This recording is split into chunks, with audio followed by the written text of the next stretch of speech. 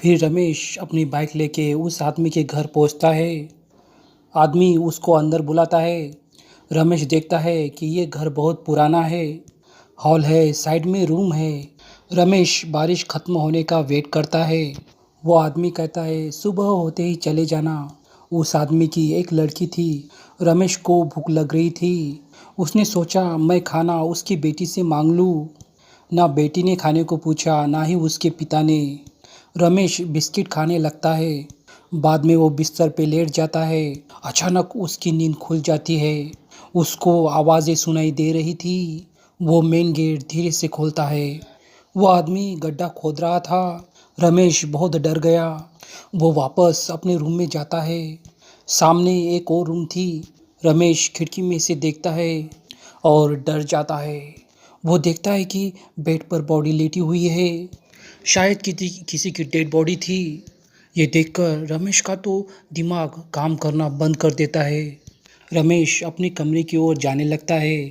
रमेश अपने फ़ोन से तेज तेज आवाज़ में बातें करना शुरू करता है उस आदमी को सुनाने के लिए।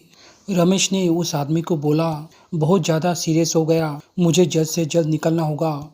उस आदमी ने रमेश की ओर देखा और वहाँ से जाने लगा। रमेश कमरे की ओर जाता है, अपना बैग उठाता है और अपनी बाइक लेके चला जाता है। रमेश गोवा की तरफ निकल जाता है। रमेश को लग रहा था उसकी बाइक पीछे से कोई खींच रहा था। उसकी गाड़ी की स्पीड कम हो रही थी। रमेश की नज़र अपने साइड मिरर पर जाती है। उसके बाइक के पीछे औरत बैठी है। रमेश डर जाता है। धीरे धीरे वो बाइक की स्पीड बढ़ाता है। उसने अपनी आंखें एकदम से छोटी कर दी और धीरे धीरे हनुमान चालीसा पढ़ने लगता है। बाइक धीरे धीरे आगे बढ़ रही थी।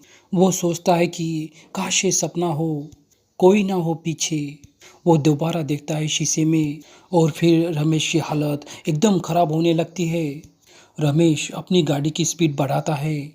थोड़ी देर के बाद उसे गांव दिखाई देता है। गांव के स्टार्टिंग में एक मंदिर था। रमेश अपनी बाइक उस मंदिर के सामने खड़ी करता है।